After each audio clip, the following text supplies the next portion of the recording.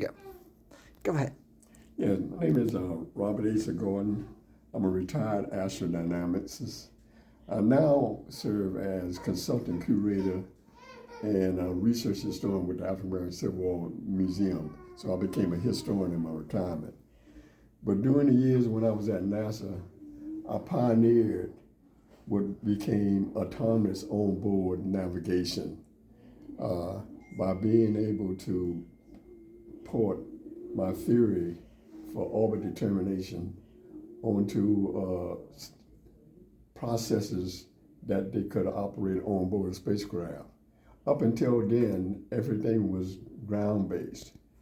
I made the breakthrough in order to show that you can actually do some of this orbit determination on board spacecraft. The breakthrough came when I used the Sinclair, came out with a home computer that had double precision, and so that had enough accuracy for me to do orbit determination on that. I also was able to, as a matter of fact, there's a user group called the Sinclair that goes way back, user group, so there is a video that I can send you a link to where they recently interviewed me with respect to my innovation on a home computer. Now, the controversy came up is that I found it demonstrated that on a home computer, I was getting accuracy that was compatible that they was getting on the IBM 360 and 95. That time, the computers were large, took up the whole room. And here I was doing these calculations on a little home computer that was in, that category of Commodore. It was in that Apple I, I think Apple II, and the kind of 64. But Time-Max, I think, as I remember seeing, I think he was a guy in Britain.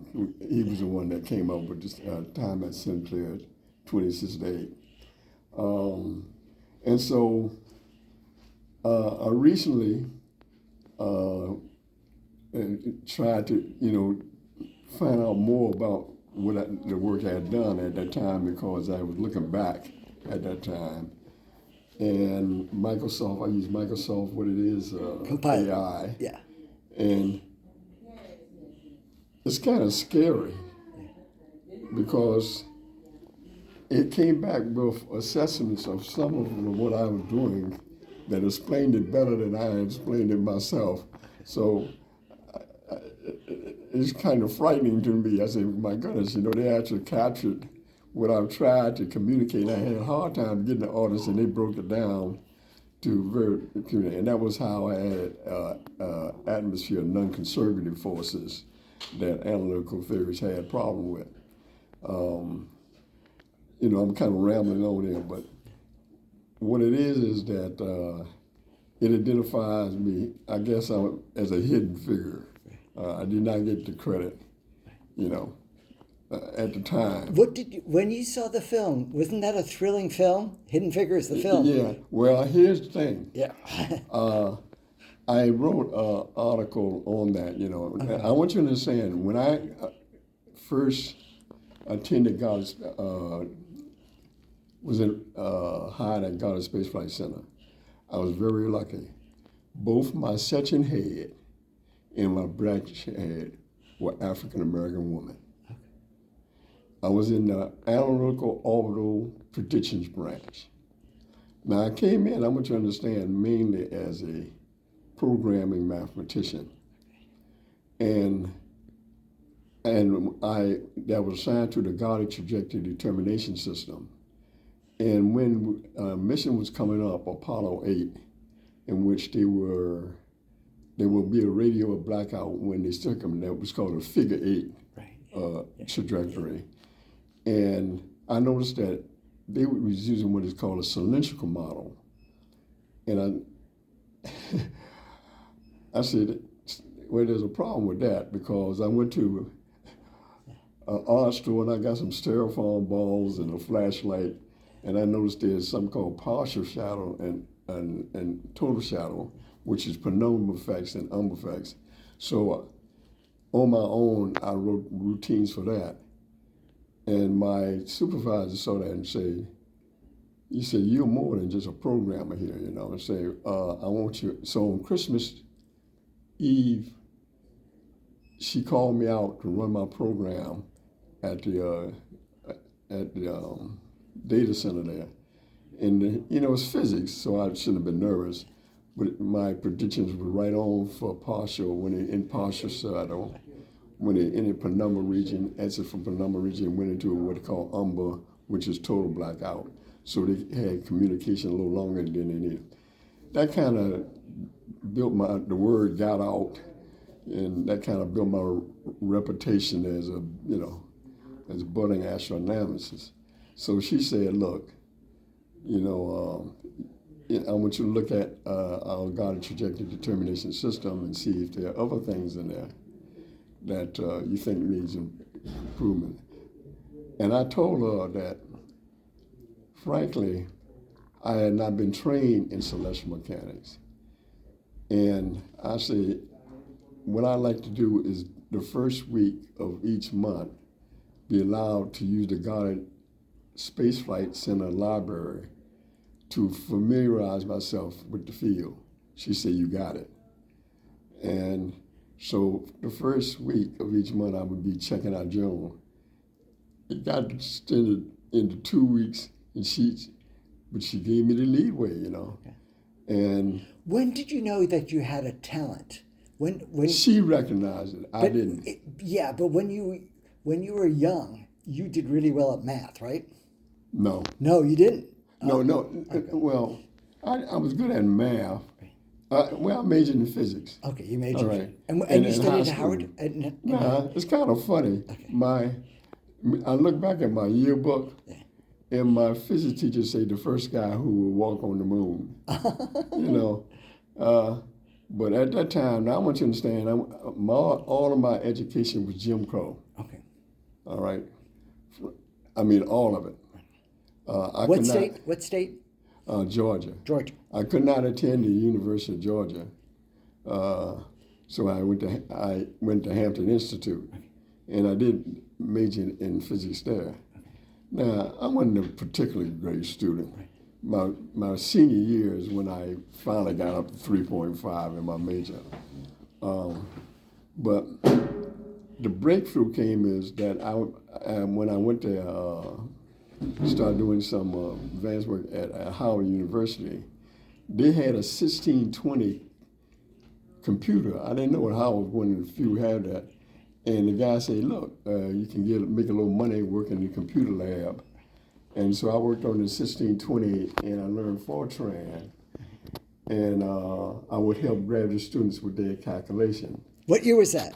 Huh? What year?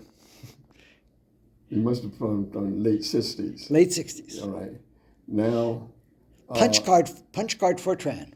Yeah, punch card, right. Punch card. And then you punch it on the cards, 80 columns. I know all about it. I know all about it. You load the deck. I know all about it. Oh my goodness. Okay. And I'm not exactly of your generation, but I came right after. Okay. Well, I was at the, and evidently, this woman who I got heard about what I was doing for the graduate students in computer, and she asked if I would come to Goddard. And I said, well, by the time I get my doctors, they'll be on the moon. I knew I wanted to be in the space thing, and so I went to, I went on, to work for her. And then she realized I had this talent. Now I want you to understand, I didn't think I had that kind of talent. She did. And so she started, after, I was in the library once now. I'm be front here. My first mentor was a white mentor. And he had he knew I went to a historical black college, so he had no confidence in me, all right? And I was in the Goddard Library working out these equations for what I thought would be a method for predicting that was better than the numerical techniques that they were using. And I looked up, and she was there, and she said, your mentor says you can't be supervised, you're never at your desk, and you probably don't know what you're doing, you know. She said, let me look at what you're doing here. And I gave her those papers, you know. I was working out a flow chart. I don't know if you know what I mean. Yeah. A flow chart, and then of how the program would go. And she said, okay, I want you to prove it. Well, you know, in physics, you know, you have these mathematics, but you don't necessarily, proof is more math than in physics, you know, in class of math. I say, well, I don't know. The techniques for proof, she said, prove it because you're going to be questioned on this, you know. And so that became my first paper. It was published in the International Journal of Celestial Mechanics in '73, finally. Now, the story behind that is that my super, then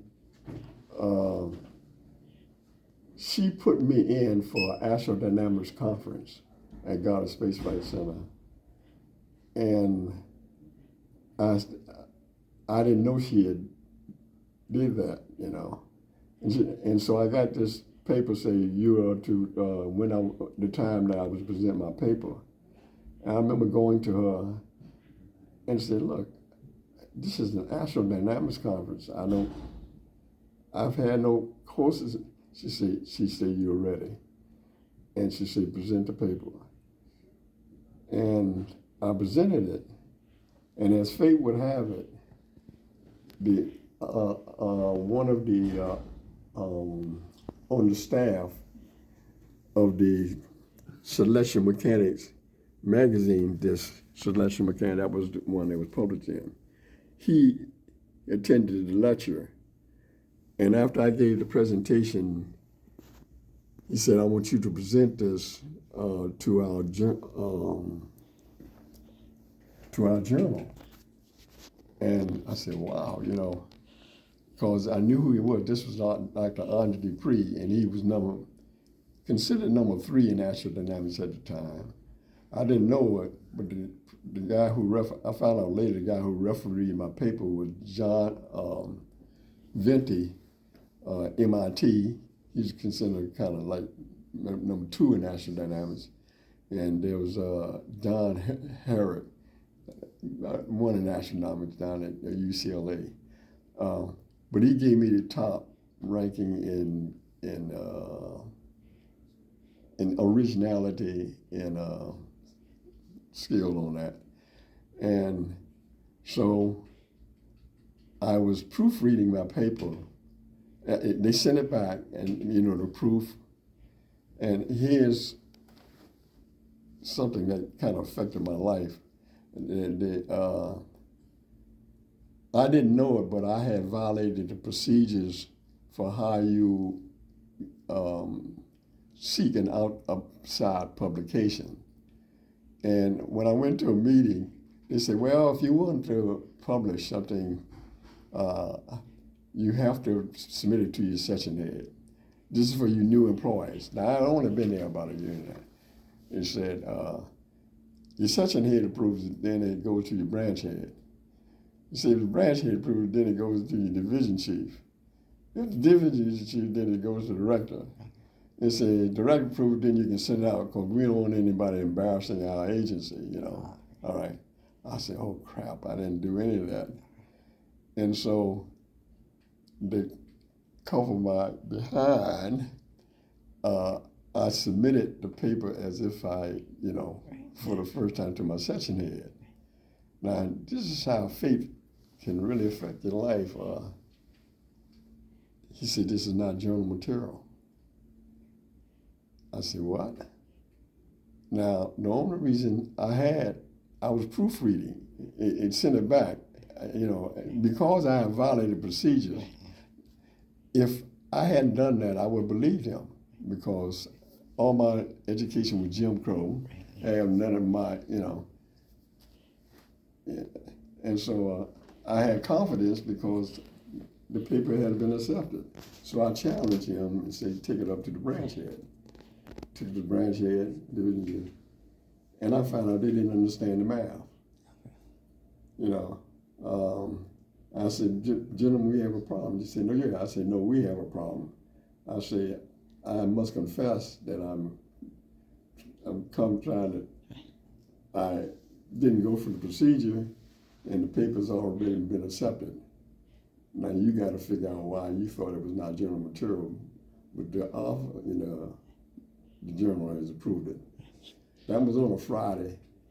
On Monday, I came in and it had been approved all the way up to the director, That's a story. That's a story.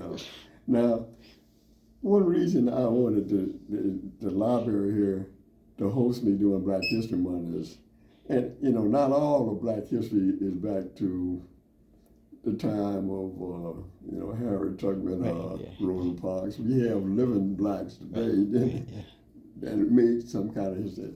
And I have 3 grandchildren that attend, I think the school. There's Piney Branch and Tacoma Park. Yeah. Piney Branch? All of them went there. And they're all still in Tacoma Park. Okay. They all still live in Tacoma Park.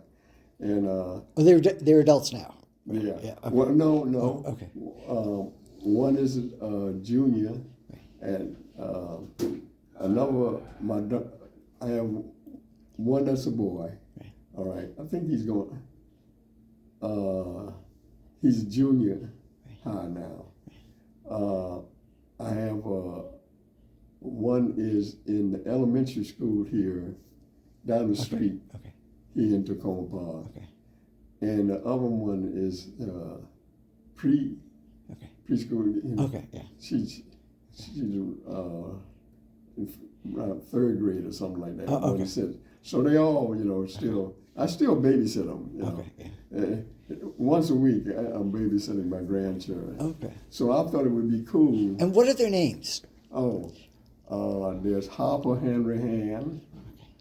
There is Lila Henry Hand, and Penny Henry Hand. Okay. My daughter is a CEO with I think a giant. Okay. Okay. And Frank Henry Hand he's a sports announcer. They all live. What is that? Wildwood. Wildwood. Yeah. Okay. All right. That's where they are now. And I thought it'd be kind of cool if my 3 grandchildren on Black History Month went to their local library, and it's hosted, Right. their grandpa. I think it's a good idea. and now I did draft up some flyers of what I thought I could present. Right. Yeah. And if you give me an email, I'll send you what I proposed. Yeah. Now, initially, I want you to know, I sent an email to the mayor of Tacoma and the council. I got no response. That's all right. You got to come talk to us right here in the library. We're the ones who really care about your story. This is a house of stories. So Okay. they're good people, but they are busy. Now, we're in a house of stories. We care about your stories. So you came to the right place today. You care about your... All right, so that's why I came down and said, well, let me go to the library. Because I was asking them, I said, would you sponsor this at the library? Now, I want you to understand, when I was there, I was one of the first to found a federal union. The International Professional Technical Engineers came and wanted to establish the local union at Goddard Space Flight Center.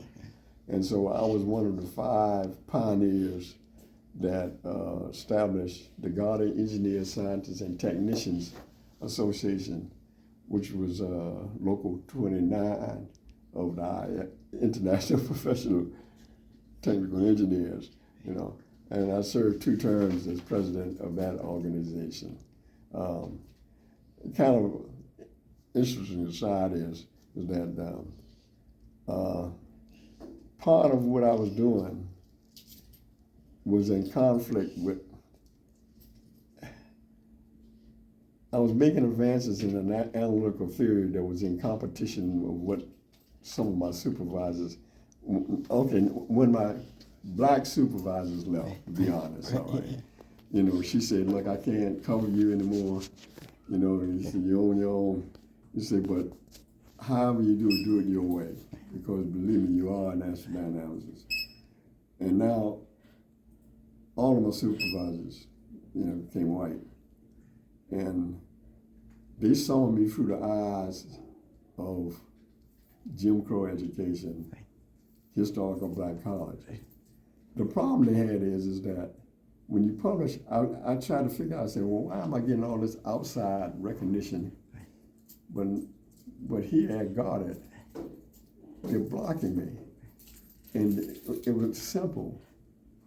Outside, when I put my name on a paper outside, my name didn't give me a name away, Robert Gordon. Right, yeah. And it was NASA. Right. So I was colorblind. Right. Outside of Goddard. Right. But at Goddard, right.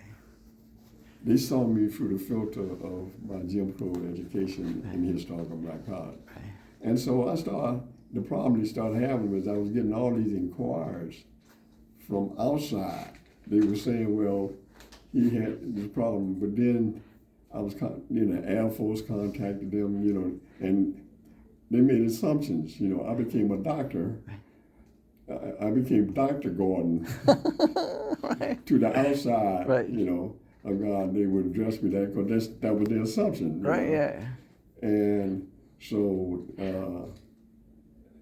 I think I was contacted by the Italian Space Agency, the agency from India, Russia, Do you have a favorite physics teacher from your Hampton days? From my Hampton days. Was there a favorite physics teacher? Yes. He was a Hungarian Jew that had been a refugee. I think it was something Russia did in Hungary. Right. Yeah, right. And he taught. What course was that? That was quantum mechanics. Okay. Yeah, and he saw. I must admit I didn't have much confidence in myself. But he saw something too. He said, "Look, he gave me a room to myself. In one of the buildings, and I found when I was in environments where I was by myself is where I did my best work, Right. So I remember him because the interest he took. My mama came up to visit me. He said, "This guy, he doesn't know it, but he has certain, skills in this." I have one. I don't know if you. All stories are good. Okay. Tell me stories. Now, I've had some fortunate kind of things that seem kind of out of kilter that happened to me. The last thing that Mel Mooten, my hidden figure supervisor at that time, she said, "Look, I'm going to kind of give you some credentials. There's and send you for a 2-week course in astrodynamics course that's being hosted by Sam Herrick of UCLA." And so I told I said, "I want you to understand I'm not a good student. I'm one of these guys when you take a test, they say move on to the next course, and I don't do that, She said, "Well, it's only 2 weeks." So I took this course, and man, I did pick up a lot, And he gave this, the final exam we had the blue book, 10 questions. Now this actually, the guy, and I got so fascinated by question one, and I said, you know, there are different coordinate systems that can tell you something about different things. And I was got fascinated by one. I was working on it. Then I hear, okay, pass in your blue book. And I look at, out of 10, I had only done one. And so a week later, he comes back, hands back the blue books. I put it down. I said, my God, I've embarrassed myself. I'm embarrassed women. And he said, he he thanked everybody, all the students. There were about 14 of us, you know. He said, Gordon, I want you to stay, you know, everybody. He said, I noticed you didn't open your book. I said, well, I know. I said, flunk, you know, I didn't do but 1 out of 10. He said, open it. And it was A+. Oh, that's a very one. That's a nice story. And I said, how can it be? He said, with the ingenuity that you showed on that first problem. He said, tell your supervisor you're an astrodynamicist. Now, what's interesting about that